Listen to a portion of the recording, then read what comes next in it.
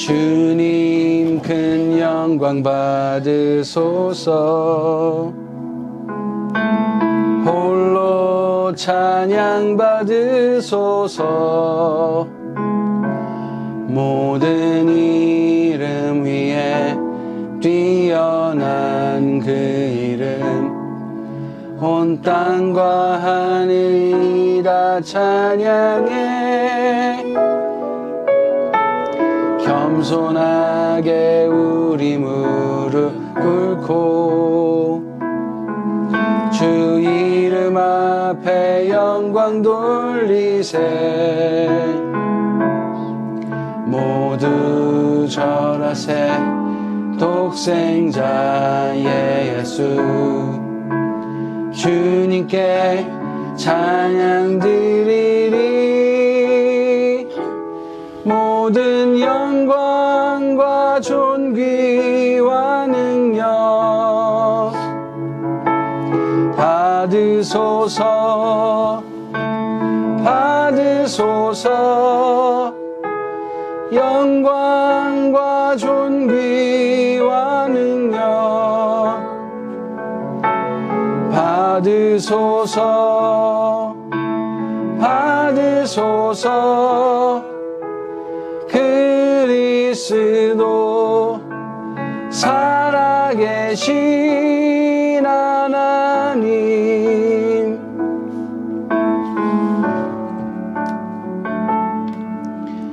주님 큰 영광 받으소서.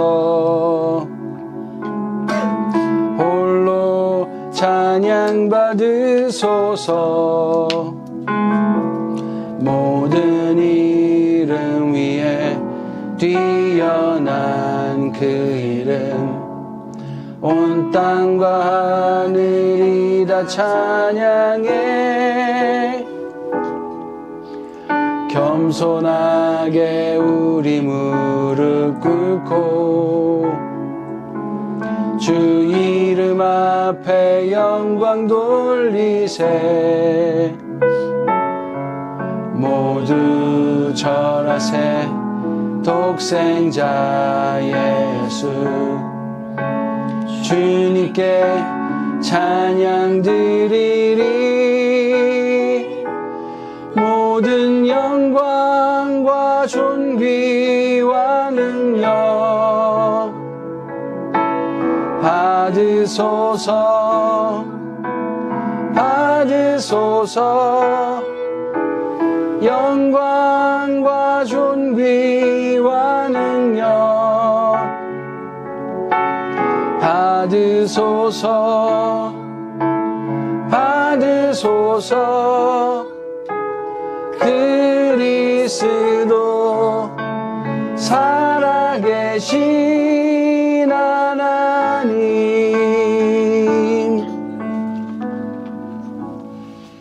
하나님 아버지 감사합니다. 오늘도 주님의 전에 나와 주님께서 행하신 일들을 찬양하며 주님을 높이기 위해 저희들 모였습니다. 정말 주님께서 베풀어 주신 사랑과 은혜 가운데 저희들이 또 한 주간 잘 살고 또 주님 앞에 나아옵니다. 저희들이 살면서 많은 일도 있고 또 많은 어려운 일도 있고 저희를 불안하게 하는 일들, 또 정말 주님의 사랑을 바라보지 못하게 하는 일들도 너무나도 많았습니다. 하지만 늘 성령님 저희 안에서 늘 말씀하여 주셔서 저희들이 바라봐야 할 곳이 어딘지, 또 저희가 지금 집중해야 할 것이 무엇인지 늘 알게 하여 주셔서 늘 예수 그리스도의 앞에, 또 말씀 앞에 저희들이 서서 저희들이 어떠한 존재인지, 또 저희들이 어떻게 살아가는지를 정말 세상을 창조하신 주님의 말씀을 통해서 알고 깨닫고 인지하며 이 세상을 주님이 바라보시는 그 눈으로 바라보며 살아갈 수 있는 저희들 되게 하여 주시옵소서. 저희들에게 믿음이 필요합니다. 저희들은 눈으로 보고 저희들의 손으로 만지고 오감으로 느끼는 것들에만 너무나도 집중되며 살아가고 있습니다. 하지만 보이지 않는 것이 정말 중요한 것임을 성경이 말씀하고 계시고 또 하나님께서 저희들에게 말씀하고 계시니 저희들 그 중요한 것들을 늘 깨달아 알게 하여 주시옵소서. 저희들 믿음이 더욱 충만하게 하여 주시옵소서. 예수님 이름으로 기도드렸습니다. 아멘. 찬송가 네, 288장 찬송하도록 하겠습니다.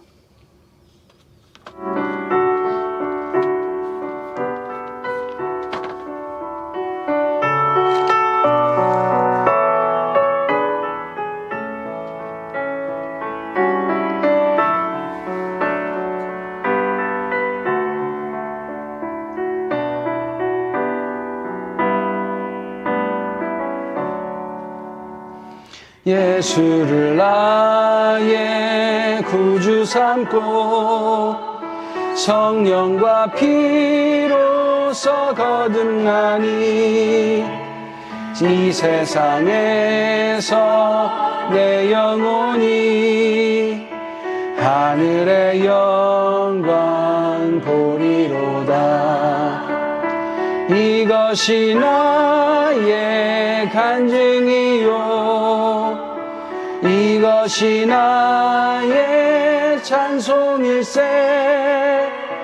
나 사는 동안 끊임없이 구주를 찬송하리로다. 온전히 주께 맡긴 내 영 사랑의 음성을 듣는 중에 천사들 왕래하는 것과 하늘의 영광 보리로다. 이것이 나의 찬증이요 이것이 나의 찬송일세. 나 사는 동안 끊임없이 구주를 찬송하리로다.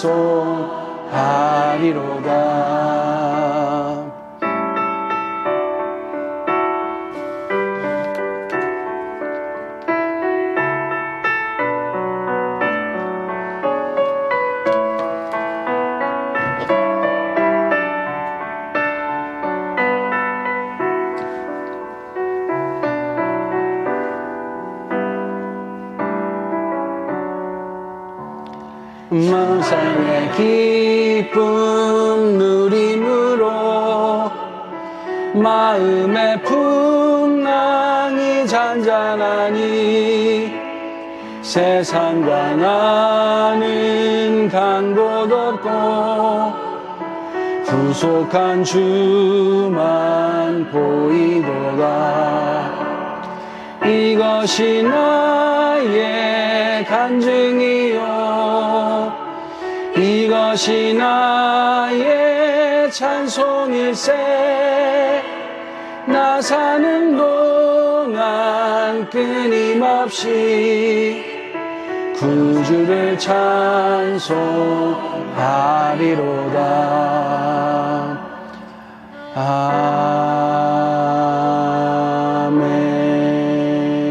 아멘.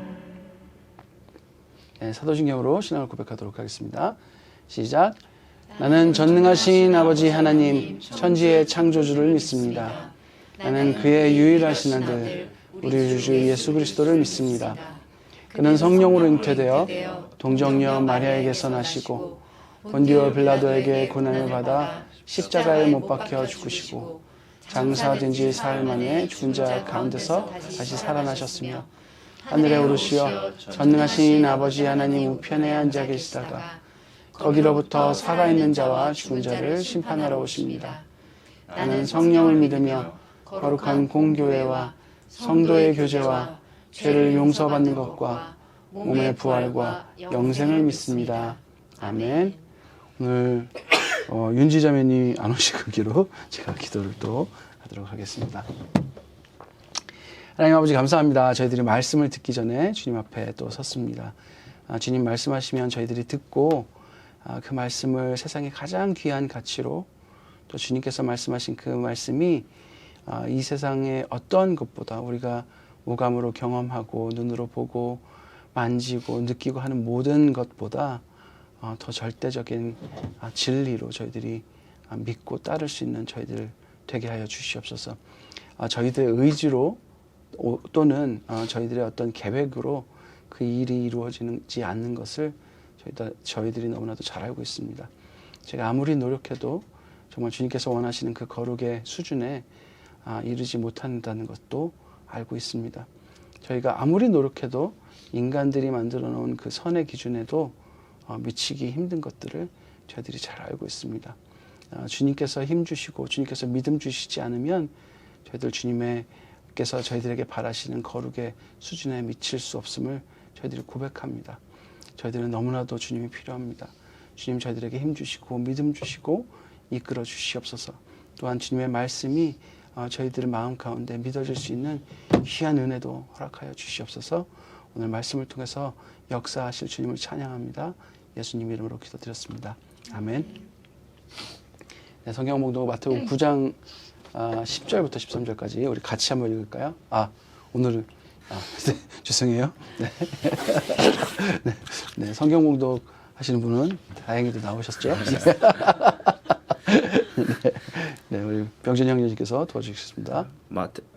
마태복음 9장 10절. 예수께서 집에서 음식을 드시는데 많은 세리와 죄인이 와서 예수와 그 제자들과 자리를 같이 하였다. 바리새파 사람들이 이것을 보고 예수의 제자들에게 말하였다. 어찌하여 당신의 선생은 세리와 죄인과 어울려서 음식을 드시오? 예수께서 그 말 들으시고 말씀하셨다. 건강한 사람에게는 의사가 필요하지 않나 병든 사람에게는 필요하다. 너희는 가서 내가 바라는 것은 자비요 희생제물이 아니다 하신 말씀이 무슨 뜻인지 배워라. 나는 의인을 부르러 온 것이 아니라 죄인을 부르러 왔다. 아멘. 네, 예수가 필요한 사람이라는 말씀을 가지고 오늘 말씀을 나누도록 하겠습니다. 지난주 말씀은 여러분들 그 주보에 나온 질문은 좀 대답을 해보시고 계시는지 모르겠습니다. 네. 언제 한번 검사를 좀 해봐야 될 텐데. 네. 우리 그거 답 써가지고 뭐 이렇게 저한테 개인 카톡으로 주고 이런 거 뭐 좀 해볼까요? 너무 공개적으로 하면 좀 그러니까 공개적 주고 네? 네, 갑자기 지금 막 손이 좀 바빠지시는데 네. 교인 한 명 되고 네, 아무튼 그거 뭐 잘 한번 보시면 좋겠습니다. 그래서 뭐 이게 너무 어려운 질문일 수도 있어요, 사실. 근데 그냥 자기 생활에 잘 비추어서 그냥 한번 대답을 쭉 써보십시오. 그냥 진실한 게 중요한 거니까.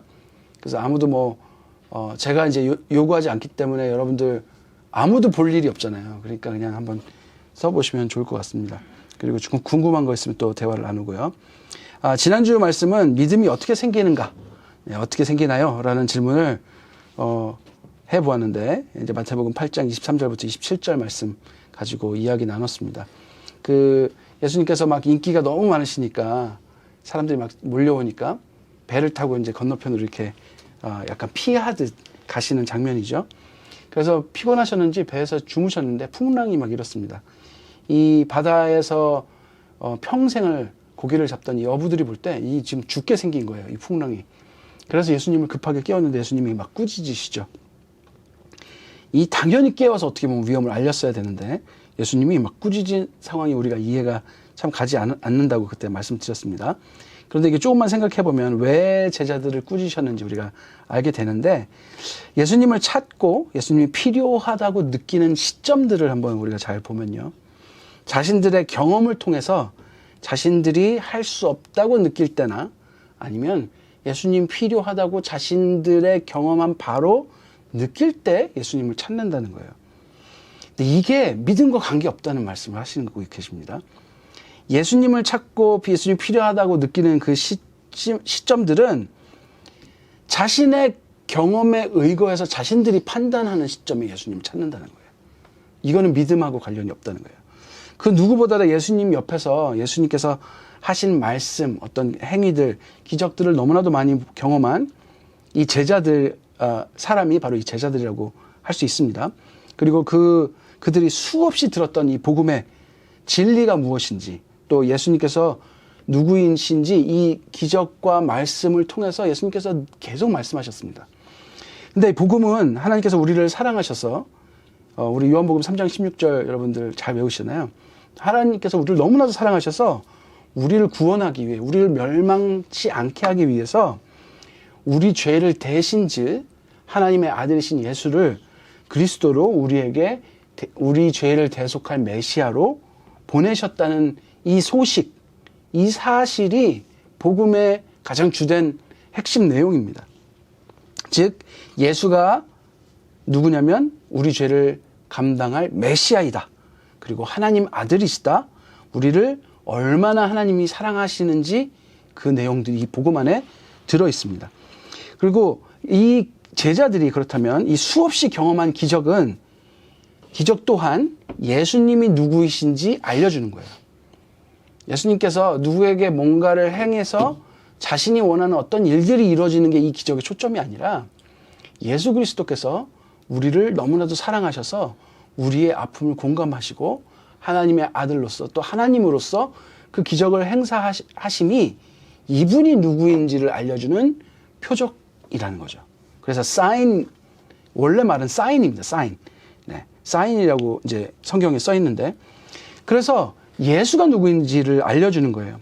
그게 가장 핵심이에요. 그런데 우리는 제가 이제 지난번에도 설명을 드렸듯이 이 표적을 가리키는 소리를 네, 가리키고 있는 대상이신 예수 그리스도를 보는 게 아니라 이 기적만을 바라본다는 거죠. 예수님께서 행하신 능력만을 바라본다는 거죠. 그럼 이것을 경험한 사람들이 우리의 경험으로 그걸 언제 쓰느냐? 내가 그 기적이 필요할 때 생각나서 요구를 하게 된다는 거죠. 이것을 믿음이라고 하지 않으신다. 이건 믿음이 아니다. 믿음은 뭐냐면 사인이 가리키고 있는 대상을 바라보는 게 믿음이라는 것을 예수님께서 말씀하고 계신 거예요.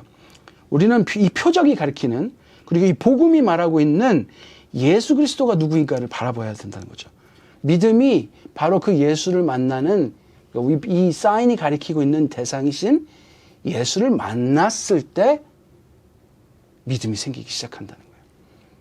그러니까 표적을 보는 거 보고 그 기적이 일어난 것을 이용하고 싶은 마음은 이 믿음과 아무 상관이 없다는 말이에요. 그래서 예수님께서 예수님의 능력을 어떻게 보면 제자들이 알고 있어서 예수님을 깨웠지만 그것은 믿음 없는 행위로 딱 혼내신 것을 우리가 볼 수가 있습니다. 우리는 표적을 이용할 생각을 멈추고 하나님께서 가지고 계신 그 능력이 무엇인지, 그분이 어떤 큰 능력이 있어서 내가 필요한, 내가 판단하는, 내가 경험한 무엇을 도와주실 수 있는 분인지를 생각하는 것을 다 멈추고 겸손하게 이 복음이 말씀하시는 진리를 듣는 것이 바로 하나님께서 우리에게 알게 하고 싶으신 거라는 거죠. 그래서 믿음은 들음에서 난다라고 로마서 10장 17절에서 말하고 있습니다. 뭘 들으면서?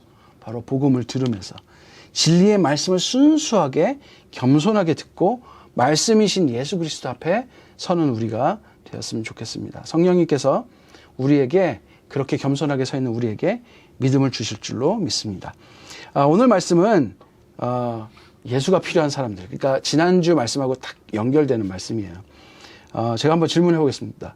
여러분은 죄인이십니까? 죄인이십니까? 의인이십니까? 여러분은 착하십니까? 여러분 못됐습니까? 여러분 나쁜 사람입니까? 그럼 착합니까? 여러분은 그러면 어떤 사람입니까? 여러분 지금 아주 교묘하게 빠져나가고 계시는 겁니까 지금? 네, 제가 좀 함정적인 질문을 하긴 했습니다. 죄송합니다. 예, 별로인 사람입니까? 괜찮은 사람입니까? 사실 어쩔 때는 괜찮고 어쩔 때는 나쁘고 어쩔 때는 착하고 그렇죠. 네. 지난 우리 말씀하고도 이게 완전히 연관되는 말씀인데 한번 내가 어떤 사람인가 한번 생각을 해보면서 오늘 말씀을 한번 보았으면 좋겠습니다. 저를 따라서 한번 기도해 주십시오. 하나님 말씀하십시오. 제가 듣겠습니다. 하나님 말씀하십시오. 제가 듣겠습니다. 예수님 가신 대로 제가 따르겠습니다. 예수님 가신 대로 제가 따르겠습니다. 성령님 저희와 늘 함께하여 주십시오. 성령님 저희와 늘 함께하여 주십시오. 아멘. 우리 간절한 마음으로 보도록 하겠습니다. 오늘 말씀은 또 아주 특이한 말씀인데요. 예수님이 완전히 제 스타일이라는 것이 드러나는 말씀입니다. 바로 음식을 드시는데 예수님은 어디를 가시나 음식을 드십니다. 네. 이 사람들과 함께 식사를 하고 나누는 것을 굉장히 중요하게 생각하시는 분이에요. 네. 그래서 이게 참 한국 정서하고 잘 연결돼 있다. 우리도 좋아하는 사람, 누군가를 귀히 여기는 행위를 누군가를 대접하는 데서 식사 대접하는 데 굉장히 많이 있잖아요. 예수님도 항상 뭐 이렇게 같이 드세요. 같이 드시고 이렇게 하시는데 예수님께서 집에서 음식을 드시는데 많은 세리와 죄인들이 와서 예수님과 제자들과 함께 밥을 먹습니다. 근데 바리새파 사람들은 이제 굉장히 율법을 잘 지켰던 어떻게 보면은 그 종교 지도자들이죠. 네, 이 사람들이 이것을 봤어요. 예수의 제자들에게 말했어요. 어찌하여 당신네 선생은, 그리고 당신네들도 마찬가지고 이 세리와 죄인들과 어울려서 음식을 드시오 라는 질문을 했습니다. 이 세리와 죄인들, 이게 무슨 말일까요? 여러분, 세리는 어떤 사람입니까? 텍스 컬렉터라고 이제 영어로 되어 있으니까 더 좀 편하죠. 텍스 컬렉터. 그러니까 세금을 징수하는 사람들인데 이때가 어떤 시대입니까? 로마의 식민 지배를 받던 시절이죠. 그러니까 우리 뭐 한국으로 치면 일제 시대 때 우리의 민족의 어떤 그러니까 피를 뽑아 먹던, 그래서 피를 뽑아서 이 일본한테 갖다 바치는 그런 역할을 했던 사람들이에요. 그러니까 이때 세리 그러면은 진짜 어떻게 해서 죽일 놈들, 뭐 이렇게 막 이렇게 죽일 놈들, 이런 개념이죠. 플러스 죄인들 뭐 말 그대로 뭐 범죄자들이겠죠. 네, 범죄자들. 여기서 뭐 신학적 죄인들을 말하는 게 아닙니다. 그리고 물론 이때는 유대인들 사회에서는 그 율법이 거의 뭐 사회법하고 같이 취급되었기 때문에 그런 사람들도 들어 있었겠죠. 그런 사람들, 여러분, 이방인들도 사실 유대인들은 그렇게 봤습니다. 이방인들도 하나님께서 버린 백성들, 그래서 막 개, 돼지 취급을 막 했어요. 뭐 이방인들도 있었을지도 모르겠습니다. 죄인들과 식사를 지금 하고 있죠. 시너스 하고 지금 돼 있는데요. 이런 장면이니까 어떻게 보면 제가 보기에 바리새인들이, 제가 뭐 그냥 한국인인데 일제시대 때 태어났다, 우리가 한번 생각해 보십시오. 그런데 어떤 사람이 아주 훌륭한 선생이라고 하는데 그 사람이 막 한국인들한테 막 뺏어갖고 일본에 바치는 사람하고 되게 친해. 같이 밥 먹고 막 즐기고 있어. 그럼 어떤 생각이 드실까요? 완전 실망하지 않을까요? 제가 되게 좋아하는 어떤 기타 치시는 형님인데, 기타리스트가, 그분의 페이스북에 그 형님이 어떤 글을 쓰셨는데 뭐라고 쓰셨냐면요, 갑자기 정말 짜증난다 이렇게 쓰셨어요. 근데 그 내용이 뭐냐면, 내가 진짜 좋아하는 사람이 있는데 그 사람이 자기가 정말 세상이 제일 싫어하는 사람하고 즐겁게 식사하고 있는 걸 본 거예요.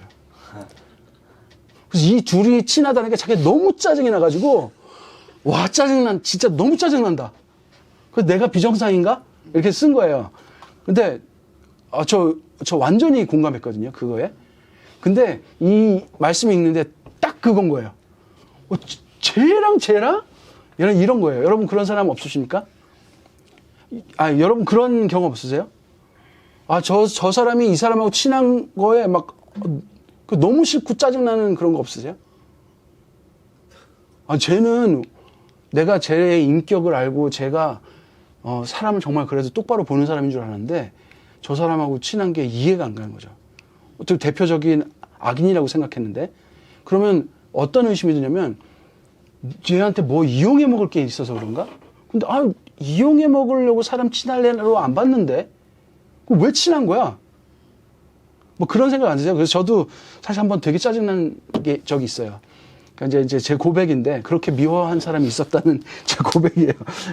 근데 이제 이 형님이 딱 그걸 그렇게 쓰신 거예요. 자기가 정말 싫어하고 상종하기 싫어하는 사람이 자기가 정말 좋아하는 사람하고 같이 식사를 하고 행복하게 있었던 그게 너무 짜증난다는 거예요. 그래서 완전히 공감해서 제가 엄지를 눌렀어요. 네, 제가 첫 번째로 누른 사람이었던 것 같습니다. 우리도 이제 그런데 여러분, 이 장면이 사실 그런 장면이에요. 예수님이 식사하면서 어울렸던 사람은 진짜 민족의 배신자 같은 사람들이거든요. 네. 그래서 바리새인들의 마음 사실 저는 완전히 이해가 갔거든요. 네. 완전히 이해가 갔는데 그 다음에 예수님이 그걸 들으셨어요. 하필 또 예수님이 말씀을 들으셨어요. 그러더니 뭐라고 하셨냐면 건강한 사람에게는 의사가 필요하지 않으나 병든 사람에게는 필요하다. 너희는 가서 내가 바라는 것은 자비요 희생제물이 아니다 하신 말씀이 무슨 뜻인지 배워라. 그리고 이제 바리새인들한테 하는 말이에요. 너희는 가서 무슨 뜻인지 배워라. 이 말이 이제 그 시대에 뭐를 잘 모르는 사람에게 이렇게 선생이 이렇게 훈계하는 듯한 관용적인 표현이에요. 네, 그래서 예수님이 지금 바리새인들한테 아주 훈계하시듯 말씀하신 거예요. 그리고 나는 의인을 부르러 온 것이 아니라 죄인을 부르러 왔다라는 말씀을 하십니다. 여러분 이 지금 내가 말하는 것은 자비와 희생제물이 아니다라는 말씀은 호세아 6장 6절에 나오는 말씀인데요. 제가 한번 읽어볼까요? 우리 같이 한번 읽어볼까요? 시작. 내가 바라는 것은 변함없는 사랑이지 제사가 아니다. 불살라 바치는 제사보다 너희가 나 하나님을 더 알기를 더 바란다. 그러니까 여러분 그 말씀도 들어보셨죠? 뭐 순종이 제사보다 낫다 이런 말씀도 들어보고 이 바리새인들이나 유대인들이 이 제사를 의식적으로 그러니까 우리가 기독교인들한테 보면 예배죠. 예배를 의식적으로 막 주일성수다 그러고 지키면서도 정말 하나님께서 우리에게 바라시는 서로 사랑하고 관용하고 하나님 사랑하고 하는 거는 그건 하나도 없이 이 종교적인 행위만 하는 것이 옛날부터 계속 그런 사람들이 많았던 거죠. 이게 하나님께서 하신 말씀이에요. 호세아서에서도 하신 말씀이고 뭐 사무엘을 통해서 그 사울 왕한테도 하신 말씀이고요. 계속해서 이런 메시지를 주십니다. 근데 예수님이 오늘 바리새인들한테도 이 말씀을 하셨어요. 제사를 그렇게 중요하게 여기는 너희들 그렇지. 근데 실제로 하나님께서 바라시는 거는 사랑이다. 자비와 사랑이다. 그 말씀을 하시는 거예요. 그리고 이 13절에 이 말씀을 인용하시면서 이 말씀이 뜻이 뭔지 좀 더 배워라 너. 이렇게 말씀하셨어요. 그러면서 의인을 부르러 온 것이 아니라 나는 죄인을 부르러 왔다. 라고 말씀하십니다. 자, 의인을 건강한 사람으로 이제 비유를 했어요. 그죠? 여기는 건강한 사람. 그죠? 의인. 그 다음에, 죄인을 병든 사람이라고 이제 한 거죠. 그리고 이제 예수님은 의사에 이제 비유를 하셨습니다. 나는 죄인을 위해서 왔다. 그러니까 병든 자를 위해 의사가 있듯이 나는 죄인을 위해서 왔다라고 말씀하셨습니다. 자, 그러면 누가 건강한 사람이고 누가 의인입니까? 여기서 지금 예수님이 누가 의인이라고 말씀하신 건가요? 네? 바리새인을 의인이라고 사실 말한 건데요. 바리새인이 진짜 의인이라고 말씀하신 건가요? 아니에요. 예. 마치 어떻게 느껴지냐면 너가 스스로 지금 건강하다고 생각하고 있는 착각하고 있는 사람들을 비꼬아서 말씀하신 거예요. 그렇죠? 예. 마치 어떤 거냐면 의사가 와서 너 지금 되게 아파. 그랬어요?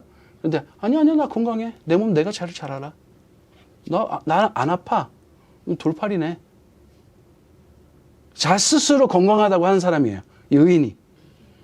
그리고 예수님은 그랬더니 나는 아픈 사람을 위해서 왔어. 그래서 제가 아파 죽겠어요 하는 사람을 지금 하고 계신 거예요. 그게 죄인들이라고 지금 말씀하고 계시는 말씀입니다.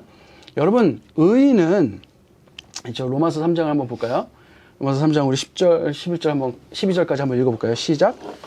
성경에 이렇게 기록되어 있습니다. 의인은 없다. 한 사람도 없다.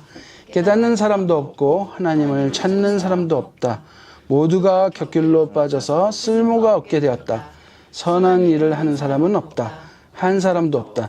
이게 로마서 이제 3장에 쓰여져 있는 말씀인데 이거 사실은 시편 14편을 인용한 말씀이에요. 그 53편에도 이 말씀이 있습니다. 의인이 없다고 말했는데 예수님께서 의인을 위해서 온 게 아니다. 건강한 사람을 위해서 온 게 아니다라고 말씀하신 것은 이 세상에 의인이 있다는 뜻이 아니에요. 이 세상은 모두 아프고 모두 병든 자예요. 그래서 병든 자를 위해서 예수님이 오셨는데 모두 죄인이기 때문에 예수께서 오셨는데 지금 예수님께서 반어법적으로 그래서 성경에도 의인은 없다고 분명히 써 있습니다. 예수님이 반어법적으로 말씀하신 이 사람들은 스스로 건강하다고 생각하는 사람들이에요. 그 사람들을 지금 의인이 없다라는 이 말씀 표현에 이게 로마서 3장을 통해서 보면은 어떤 사람이었냐면요. 하나님을 찾는 사람이 없다는 거예요. 원래 14편 보면요. 하나님이 없다. 원래 시편 14편이 보면요. 제가 써놨나 모르겠네. 안 써놨네요. 또 끝났다고 오해하지 마시고요. 네. 14편 1편에 보면요. 어리석은 사람은 마음속으로 하나님이 없다 하는구나. 요 말씀을 인용하는 거예요. 그들은 한결같이 썩어서 더러우니 바른 일을 하는 사람이 아무도 없구나. 하나님이 없다고 하는 사람은 선한 일을 하는 사람이 아니라는 말이에요. 그래서 의인이 없다는 거예요. 그래서 선한 사람이 하나도 없다라고 선한 일을 하는 사람은 없다. 이 사람들이 누구냐면 하나님이 없다고 하는 사람이에요. 말하면 의인이 아닌 사람들. 이 바리새인들은 예배도 잘 지키고 율법도 예배도 잘 드리고 율법도 잘 지켰습니다. 그런데 그 자신들이 하나님 앞에서 되게 의인이라고 생각해요. 그죠? 근데 그 의인이라고 생각하는 이유가 뭡니까? 내가 왜 의인이라고 생각할까요? 그 사람들은. 한번 생각해 보세요, 여러분. 여러분만 하면 저하고 구분되는 것 같지만, 우리가 언제 내가 착하다고 생각해요? 언제 내가 착하다고 생각해요? 착한 일을 했을 때, 그렇죠? 착한 일을 했을 때. 맞아요. 그게 이렇게 어려운 질문이었나요? 마치 지금 무슨 대학교 시험을 보는 것처럼 왜 여러분들 이렇게 얼어 계십니까? 저는 어려운 질문을 하지 않습니다. 네. 우리가 착한 일을 하면 내가 좀 착하다고 생각하잖아요. 선한 일을 하면 좀 좀 괜찮다고 생각하잖아요. 법을 잘 지키면 괜찮다고 생각하잖아요. 그렇죠? 그런데 여러분, 착하다. 이 일은 어디서 왔어요? 우리가 생각하던 착하다는 개념은 어디서 왔어요? 어디서 왔어요? 어디서 왔어요? 네? 도덕에서 왔어요. 감사해요. 도덕에서 왔잖아요. 인간들이 생각하는 도덕에서 왔어요. 그러니까 이건 커먼한 많은 사람들이 생각하는 도덕에서 왔어요. 그러면 다시 한번 질문할게요. 여러분, 도덕이 절대 선입니까? 아닙니다. 네, 감사합니다. 네. 오늘 아주 그냥, 양 청년이 아주, 훌륭한, 네. 이게 어려운 일이에요? 도덕은 절대 선이 아니에요. 자, 여러분, 한번 생각해 볼게요. 나치가 유태인을 왜 죽였어요? 네? 유태인이 우월하다. 아니요. 유태인이 아주 열성인자고, 예수를 죽였고, 독일은 기독교 국가였어요. 신학적으로 유태인이 죽어야 하는 이유를 독일 교회한테 승인을 받았어요. 그래서 전쟁도 일으켰어요. 그러니까 그냥 편하게 말하면요. 유태인을 죽이는 게 선이라고 생각해서 죽인 거예요. 옳은 일이라고 생각한 거예요. 여러분, 열강들이 왜 어디를 식민지화해요? 예? 왜 약소국을 왜 식민지화해요? 예를 들어서 저기 나가면은 후추가 많은 나라가 있어. 그러면 거기를 왜 점령해요? 가지려고. 예. 네. 자기가 필요한 것을 얻으려고. 그 국민들에게 필요한 것을 얻게끔 경제적으로 부강하게 만드는 리더가 좋은 리더예요, 나쁜 리더예요? 좋은 리더예요. 그러니까 자신의 국민들이 선으로 생각하는 것, 이 국민들이 풍요롭게 생각하는 가장 좋은 일들을 하는 행위예요. 인간들의 모든 도덕이나 선이나 모든 어떤 이념들은요, 누구에게는 선이지만 누구에게는 굉장히 힘든 일이에요. 그래서 아까 우리 병준 형제께서 오늘 똑바로 말씀해 주신 것처럼 절대 선이 될 수가 없습니다. 인간 도덕은요. 인간 도덕은 그래요. 왜냐하면 인간 사회가 그러니까. 그렇지 않습니까? 우리가 선한 일을 하는 것도 다 그래요. 제가 막 지금 너무 열을 냈나요? 네. 자, 다시 한번 생각해 보요. 그러면 여러분, 우리가 생각하는 선이나 우리가 생각하는 착한 일이나 우리가 생각하는 옳은 일이나 우리가 생각하는 종교 행위들, 예배라고 생각하는 것들, 우리가 생각하는 하나님이 좋아하실 것 같은 모든 일들이 우리는 늘 인간적인 수준에서 생각하고 있다는 거예요. 오늘 바리새인들은요, 누구보다 성경 잘하는 사람들이에요. 진짜 이 개신교에 유명한 신학자들 랍비하고 가서 얘기하잖아요. 그럼 그들의 그 지혜와 그 구약에 대한 그 지식은 따라갈 수가 없어요. 이분들은 언제부터 구약을 달달달달 외우고 공부를 하기 시작했는데요. 이거 모세 때부터 그렇게 해왔잖아요, 지금까지. 그러니까 이 축적된 이 지혜는 어떻게 할 수가 없어요. 그런데 이 사람들이 지금 예수님께서 뭐라고 말씀하시냐면요, 스스로 건강하다고 말하는 사람라고 말하는 거예요. 예수님이 의사인데 이게 암이 걸렸어. 이거 암인데, 너 피부암인데, 아니 뾰루지야, 이거 금방 나. 암이야. 내 몸 내가 다 잘 알아. 완전 돌팔이구만.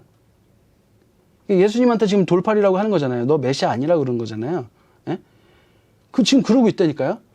의사가 정확히 보고 데이터를 보고 얘기하는데도 절대 말을 안 들어먹는 사람들인 거예요.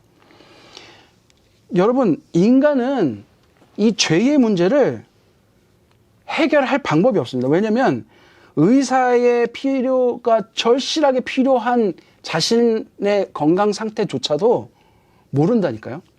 스스로 죄인으로 생각하질 않아요.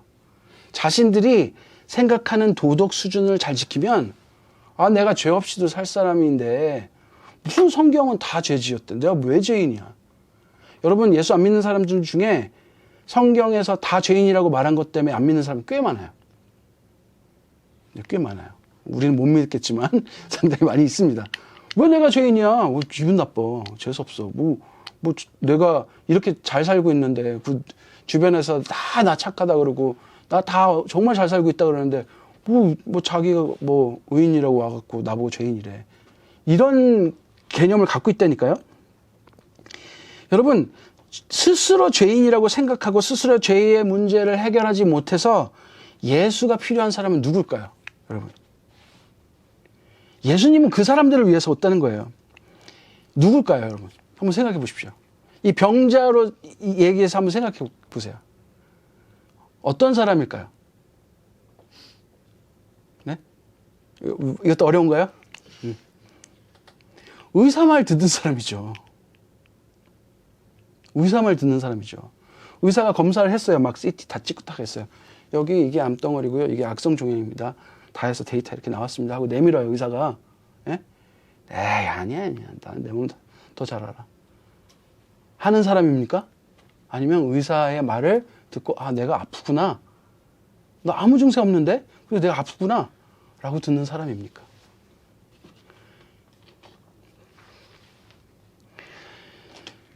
이걸 바꾸어 말하면요, 이 사람의 권위가 나보다 훨씬 맞고 옳다라고 믿는 겸손한 사람을 말해요. 여러분, 나이가 많아지고 경험이 많아지고 능력이 많아지고 지식이 많아지고 돈이 많아지면 사람은 누구나 100% 교만해집니다. 경험이 많아지면 많아질수록 교만해집니다. 성경을 많이 알아도 교만해지고요, 신앙생활을 오래 해도 교만해집니다. 예배를 많이 드리면 드릴수록 교만해집니다. 제가 최근까지 너같이 교만한 사람이 없어라고 얘기를 들었던 사람이에요. 네, 그걸 지금 그렇게 얘기하셨던 분이 지금 웃으셨어요. 네, 왜냐면 저만큼 예배 많이 들어본 사람이 없거든요.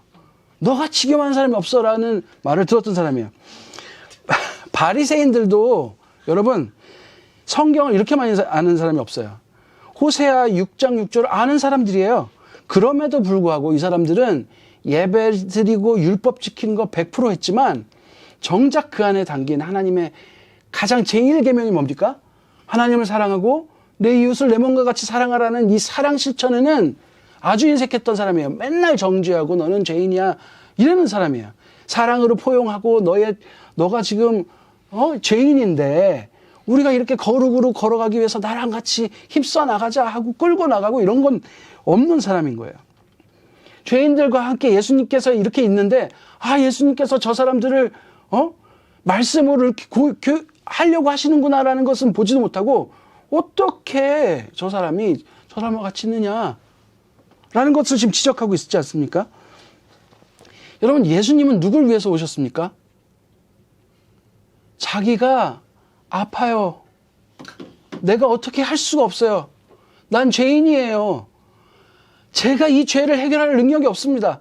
나는 인간 수준의 도덕도 못 지키는 사람이에요. 하나님이 이 세상을 창조하신 하나님이 이게 선이야, 이게 기준이야 라고 말씀하시는 그 기준을 봤을 때 나는 그것을 따라갈 수 있는 사람이 아니에요. 하나님 도와주세요. 내가 당신 아니면 아무것도 할 수 없어요. 당신만을 의지할 수밖에 없는 존재입니다 라고 고백하는 바로 이 겸손한 사람을 위해서 오셨다는 거예요. 그러면 여러분, 어떻게 겸손해질 수 있을까요, 우리가? 어떻게 겸손해질 수 있을까요? 이 의사 얘기 보면 답이 나와 있어요. 의사 말 듣는 거예요. 의사가 진실을 말하면 그 진실을 그대로 듣는 거예요. 너 아프다 그러면 나 아프구나. 그러는 거예요.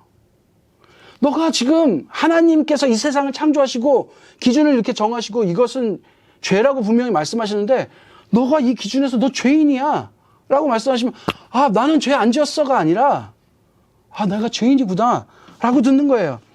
뭐에 나를 비춰보는 사람이냐면 바로 하나님의 말씀을 가지고 남을 비추면서 너 죄인이야 하는 게 아니라 내 자신을 하나님 말씀 앞에 그것을 기준으로 내 자신을 비춰보는 사람이 바로 겸손한 사람이고 그렇게 하는 사람이 겸손을 얻어요.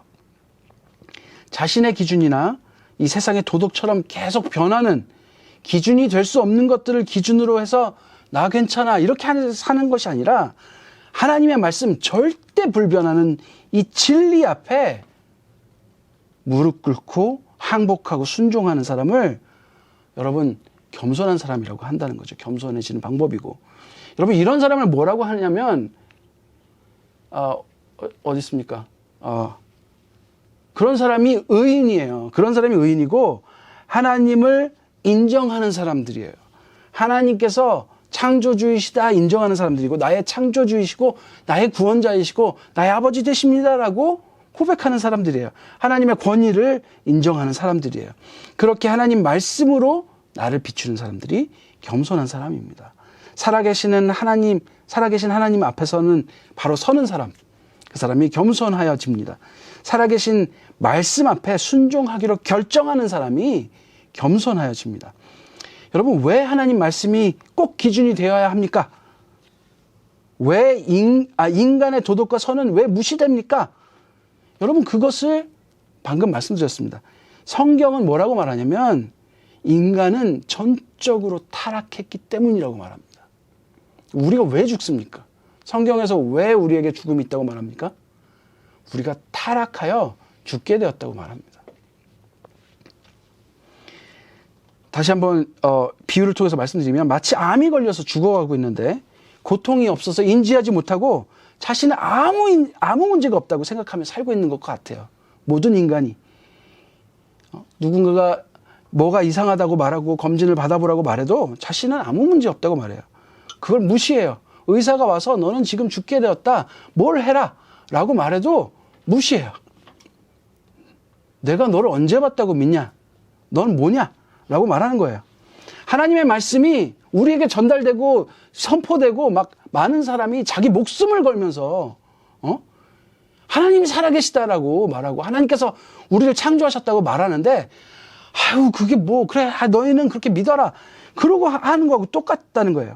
여러분 말씀은 정확한 기준으로 우리의 문제를 보여줍니다. 빛 대신 예수 앞에 우리가 딱 서면요 우리의 죄가 낱낱이 보일 수밖에 없어요.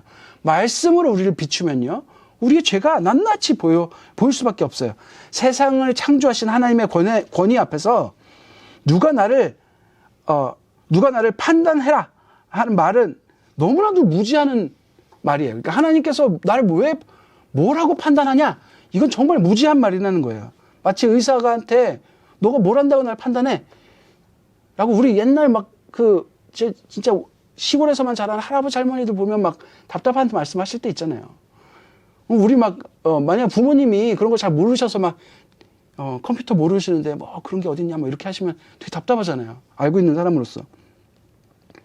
마치 검사를 마치고 모든 데이터를 갖고 내미는 전문가에게 네가 뭔데 나를 판단해? 라고 의미 없이 화를 내는 거하고 똑같아요. 여러분, 죄의 기준은 우리에게 있지 않습니다. 선의 기준도 우리에게 있지 않습니다. 착함의 기준도 우리에게 있지 않습니다. 의의 기준도 우리에게 있지 않습니다. 그래서 우리는 하나님께서 정죄하지 말라고 하시는 거예요. 왜냐하면 우리는 정죄할 만한 의가 없기 때문에 그래요. 여러분, 의의 기준이 하나님께 있습니다. 그것을 인정하지 않는 것을 죄라고 말해요. 그것을 하나님이 없다라고 말하는 거하고 똑같다는 거예요. 성경에서 하고 계신 말씀을 듣고도 우리가 그것을 따르지 않는 것, 인정하지 않는 것, 순종하지 않는 것을 죄라고 말합니다. 그게 우리의 그거에 대한 태도도 죄입니다. 여러분, 이 문제를 누가 해결할 수 있습니까? 나의 노력으로 우리가 하나님의 의에 도달할 수 있다고 생각하십니까? 여러분, 절대 못해요. 우리도 착한 사람이 되고 싶은 욕망이 있잖아요. 저는 그 욕망이 되게 강했어요. 그래서 정말 제가 지난번에도 말씀드렸죠. 한번 얼마나 착한 짓을 하려고 하냐면 여기 이렇게 거지가 이렇게 구걸을 하고 있으면 돈을 주는 행위가 누가 보면 내 의가 될까봐 친구하고 가다가 그 목적지 카페에 들어가서 화장실 갔다 올게 하고 얘가 안 볼 때 이걸 줬다니까요. 근데 여러분, 이 행위가 하나님 앞에서 선한 게 아니라 나는 참 깊이 생각하고 선한 것에 추구하는 사람이다라는 내 의만 높이더라고요. 여러분, 이것을 하나님이 선이라고 생각하시는지를 물어보질 않고 저의 마음대로 그렇게 생각해요. 내가 더 깊은 선이 무엇일까 제가 연구해서 행해요. 여러분, 이것을 선이라고 말하지 않는다는 거예요. 이 기준이 누구에게 있습니까? 네? 뭐라고요? 카톡에게 있는 거 아닙니다. 절대 아닙니다. 됐기. 네. 타이밍이. 네. 이거 참. 여러분, 이 기준은 하나님께 있습니다. 예수 그리스도에게 있습니다. 그래서 여러분, 오늘 질문. 나에게는 누가 필요합니까? 예수 그리스도가 필요합니다. 여러분, 질문이 너무 많아요? 네. 대답을 너무 잘하셔서 여러분, 제가 이제 말씀을 맺겠습니다. 여러분, 말씀을 읽으시고 여러분 거기에 순종하는 사람이 되시면 좋겠습니다. 말씀이 안 믿어질 수도 있고 이해가 안 갈 때도 있어요. 그러나 여러분은 의학을 이해하고 여러분 의사의 말을 듣습니까? 이해하려는 노력은 좋아요. 아주 좋아요. 그런데 순종의 결과를 바꾸진 않아요. 내가 모른다고 의사의 일을 따르는 것이 안 따르는 게 아니에요. 몰라도 따르고요. 알아도 따릅니다. 말씀을 무슨 뜻인지 알려고 하는 거 굉장히 귀중한 행위예요. 하나님의 마음을 더 깊이 알 수 있기 때문에. 그런데 이해 못해도 그 말씀이 진리라고 선포하는 겸손이 우리에게 있었으면 좋겠어요. 그게 언제 가능하냐? 우리가 죄인임을 알 때, 우리가 예수 그리스도가 필요한 사람임을 겸손하게 인정할 때, 내가 죽게 된 사실을 예수 그리스도만 해결할 수 있다는 그 사실을 우리가 선포할 때, 그 사실을 성령님께서 우리에게 믿게 하실 때만 가능한 줄로 믿습니다.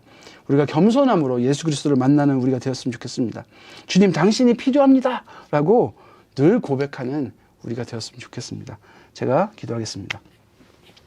하나님 아버지, 감사합니다. 오늘 말씀을 또 이렇게 나눴는데 저희들 정말 예수가 필요한 사람들입니다. 예수님을 더 안다고, 말씀을 더 많이 안다고 생각하는 사람일수록 또 겸손하지 못하고 교만하여져서 정말 하나님의 뜻을 더 이상 묻지 않는 사람들이 되고, 많은 것들을 성경에서도 보고 바리새인들을 통해서도 보고 또 제 자신의 삶을 통해서도 발견하게 됩니다. 하나님 저희들을 겸손하게 하여 주셔서 정말 주님의 뜻이 무엇인지 그 기준을 오직 하나님에게만 두는, 하나님 입에서 나오는 이 말씀으로만 우리가 기준을 삼는 저희들 되게 하여 주시옵소서. 이 말씀으로 저희 자신을 비추고 남을 비추는 사람들이 아닌 저희 자신을 비추어 저희가 더욱 겸손하게 주님이 필요한 사람임을 저희들이 주님께 고백하는 자들이 되길 원합니다. 여러분, 우리가 그렇게 주님께 고백할 때 저희 손을 절대 놓지 않으시고 저희들을 찾아오셔서 저희들에게 믿음 주시고 저희들을 이끄실 줄로 믿습니다. 성경에 말하기를 하나님의 사랑에서 그 무엇도, 죽음도 천사도 어떠한 것도 끊을 수 없다라고 말씀하고 계시기 때문에 그렇습니다. 저희들이 이 말씀에 의거해서 주님 앞에 나아가며 저희들의 부족함을 주님 앞에 온전히 다 열어놓고 주님 당신이 필요합니다라고 고백할 때 주님 저희들 붙잡아 주시고 믿음 주시고 저희들에게 평안을 허락하여 주시옵소서. 예수님 이름으로 기도드렸습니다. 아멘. 온 마음 다해 찬양하며 오늘 말씀을 적용하도록 하겠습니다.